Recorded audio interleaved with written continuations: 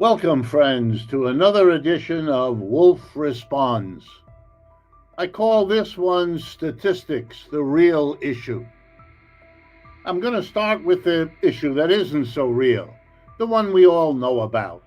When President Trump fired the commissioner in charge of the Bureau of Labor Statistics because she had the very bad taste of issuing the statistics in the way that the Bureau normally does, letting us know what the unemployment rate is these days, how many people are out of work and looking, and so on, and adjusting the previous 2 months, which they always do because it takes more than a month or two to collect and review all the statistics. And her statistical report indicated that unemployment is worse this month than we hoped it would be, and she revised downward the employment numbers for 2 previous months. So we're now looking at a quarter of a year, which, as many economists, left-wingers, right-wingers, and those in the middle, had foreseen that we would be heading into a recession, into an economic decline. And the reason for it is very simple. No one knows what's happening in the economy. Mr. Trump has decided that the government is going to step in and raise and lower tariffs all over the world against every other country, going up, going down, staying the same, being temporarily suspended, being put back in, being raised again.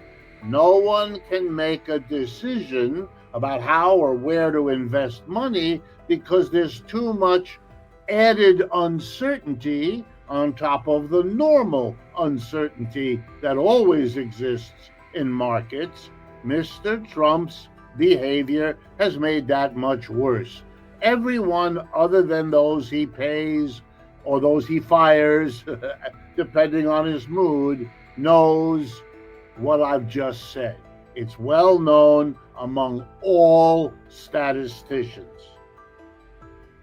But there's a much more important issue than the obvious one that it isn't appropriate to fire the person who delivers the message because you don't like the message.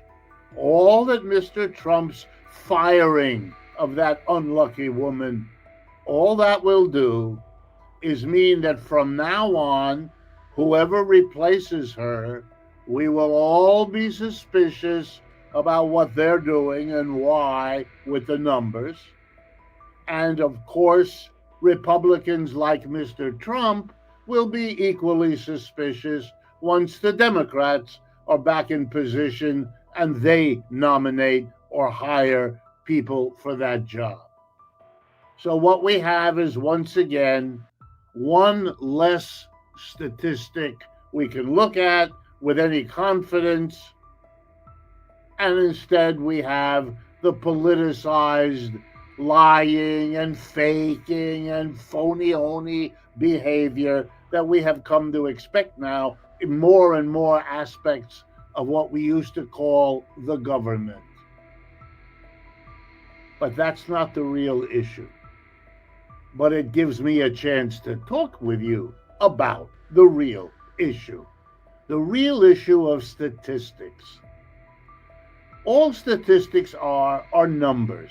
Numbers about things we think are important. So we go out there, we pay people to go out there and collect the numbers. For example, how many people are out of work? We ask people. We look at information that will give us a sense of how many people are out of work and looking. That's the unemployment statistic. But as everyone knows who works in statistics, what you get depends on three things. One, how do you collect the information? For example, with unemployment, Do you trust asking people if they're working or not? Do you trust employers to give you an accurate statement? There might be all kinds of reasons why they don't want to do that. How can you be sure? So all statistics can be debated, and by the way, all statistics are debated, including all of the unemployment statistic. I have gone to countless conferences in my life as a professor of economics where people debated statistics, including employment statistics. So one big debate, how do you gather them? Second debate, how do you process them so you get a kind of nice number, like this month unemployment was X% bigger or smaller than last month? How you work it out, how you process the raw data is another subject about which reasonable people debate. And then third, on top of collecting the information and processing the information, there's how you interpret the information. When you hear the news reporter tell you, today unemployment went up, you're hearing an interpretation of some processed numbers that were somehow gathered. You don't know exactly how they were gathered or processed, or for that matter, interpreted. But that's still not the real issue. And it certainly is beyond anything Mr. Trump understands or has ever spoken about, not even for 1 minute, as he was firing somebody who does the statistical work. Here is the real issue. It matters what you count. Let me show you how that works. If what you look at is employment numbers, here's how the interpretation goes. If more people are working, the economy is, get ready, in good shape. And that's what you'll hear the economist on television tell you. Or if the economist is looking at it a little differently, he'll say, we hoped it would go up 6%, but it only went up 2%, and that's bad about the economy. It didn't go up as much as we want or need it to. But let me bring you to an awareness of something about statistics that you'll almost never hear. And that is, employment numbers are not the most important thing at all. Most people have a job in our society. Those who want it, most of them, have a job. They are much more interested in how is this job doing? Is it secure? Are people with jobs for, say, 2 years more or less likely to lose them in the next year? Here's another thing people are really interested in. How does my job and what I get paid to do it stack up against other jobs and other incomes that people earn? Let me give you a stark example. This week, the richest man on earth, Elon Musk, who owns hundreds of billions of dollars, was able to improve his income by getting $27 billion more dollars given to him by the Tesla Corporation. Now, if you're wondering why on earth would we live in an economy in which we know how many people don't have enough to get by, we see them on the street, we talk about them in the homeless encampments that exist in every American city, we know people need. How would it be possible that someone who already has more money than we can understand gets another $27 billion on top of it? That's crazy. That's obscene. And why does Mr. Tesla get it? because he's doing such a good job with the Tesla company. The Tesla company is running into the toilet. Its stocks are worth much less today than they were 2 months ago, 4 months ago, 6 months ago, and so on. It's a company in terrible trouble. And the whole world knows what a disaster Mr. Elon Musk made out of Twitter when he bought it. He hasn't shown that above all other uses that $27 billion could have been put to in this earth we live on, we're giving it to this man who just did an awful job on the two larger corporations he's associated with. This is nuts. You know what we need? I got it. A statistic which exists, which tells us how unequal incomes are in our society. We're much more interested in that, in who's rich and who's poor. We pay a lot of attention. It's very important to most of us to have some sense of it, for ourselves, for our neighbors, for our family, for our children, and all the rest. And you know, if you do a lot of work, which people like me do, you can go find the statistics, but you won't hear about them on the radio hardly ever, maybe a couple times a year, but you'll hear about employment statistics every couple of weeks. What's that about? Employers are interested in how much hiring is going on. Can they fire workers and find other ones quickly? They have interests in that. And that's why we get it. And you and I have interest in how unequal is the pie cut up amongst us. Is it justified? Is it getting worse? Are the rich getting richer?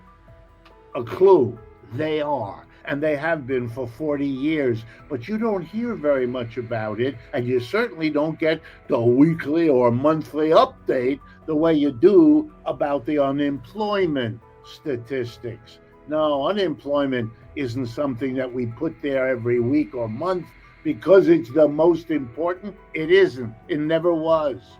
It's useful for employers. And it's also useful not to let people know, which we could have and we should have over the last 30 years, how every month the inequality gets worse. Because, you know, most Americans understand that inequality is a fundamental problem in every society. And if that problem is getting worse in good years and bad with Republicans and Democrats, wow, then maybe there's something fundamental going on which we don't want the results of. And that's why we don't hear about the distribution of income. Are people with a college degree getting much more money than people without it? Are people with skills, and if so, what kind, getting more money? Here's an important one that people like me are really interested in. How is it going for people whose income depends on the work they do? The wage they get paid, the salary they get paid for the work they're hired to do, versus the income of people who don't get income from their labor, often because they don't do any. They get income from the property they own. If they own money, they lend it and they get interest. That's their income. If they own land, they let people use it. They get a rent. That's their income. If they have money to buy shares of stock, they make that money available to the companies whose stock they buy. They get dividends. We might want to know, are the people who earn money by labor getting less and less, while the people who earn not by their labor, but by what they own, often what they inherited from grandma, doing better? We might want to know whether we live in that kind of economy. By the way, it is getting worse in just that way, and that's a good reason why you don't hear about it unless people like me, and I'm not the only one, do the work gather the numbers, process them, interpret them, so you can see that you get much better insight if you use other statistics. And now the final punchline. When you hear an economist say, the economy is doing real well, and then they point at some statistics, always ask yourself, are they cherry picking which statistics to look at? Are they asking the questions about the economy that you and people like you are interested in? Or are the statistics serving somebody else? Mr. Trump has had a problem in the last 6 months. Let me take that back. He's obviously had lots of problems. But one of the problems he had was he kept saying the economy's great, the economy's great. And every poll of the mass of the people in America said the economy's not very good, the economy's not. And he couldn't understand how the people don't, what's the matter with people? Are they stupid? No, Mr. President, they aren't. But they look at different statistics from those you and the people you hire look at. And that was true before you fired the one who didn't give you the employment numbers you want. Don't be fooled, my friends.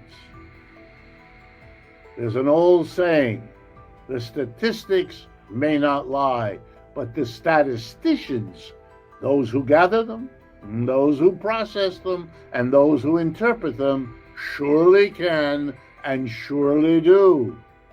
That's why you have to know what's going on. Talk to people who will explain to you what the different statistics are. The metaphor I like, that I use to teach when I'm in the classroom, is this. Imagine going to a doctor and saying, I haven't been feeling real well, doc. Take a look at me and give me an idea of what might be a problem. And suppose all he did was stick a thermometer under your tongue, measure your temperature, tell you it was 98.6, and sent you home, you're fine. You'd know, wouldn't you, that you probably need a different doctor. Why? Because you've heard about blood tests and x-rays and all kinds of other tests that doctors do, because looking at only one fact, your temperature, or only one measurement is never appropriate if there are many that you can access. And then what you want the doctor to do is tell you honestly, here are some things that are looking good in your test results, and here are some things that aren't. And now you're going to get my professional opinion. Weighing the good and the bad, you're in pretty good shape, and we can do a couple little things to help you out. An honest president, an honest politician, an honest economist would tell you that. A shyster, an advertising huckster parading as an economist will cherry pick 1, 2, or 3 statistics that make things look good, if that's what he wants, or make things look bad, if that's what he wants. Tell you those, and then try to hustle you, fool you, lie to you to get you to believe what they want you to believe. Once again, don't be fooled. That's the real issue of statistics. If interventions like this strike you as interesting or useful, please share them with friends, neighbors, associates. That's why we make them. And if you can help us cover the cost of doing that, making a contribution or a donation, we'd be much obliged and very grateful too. Thank you.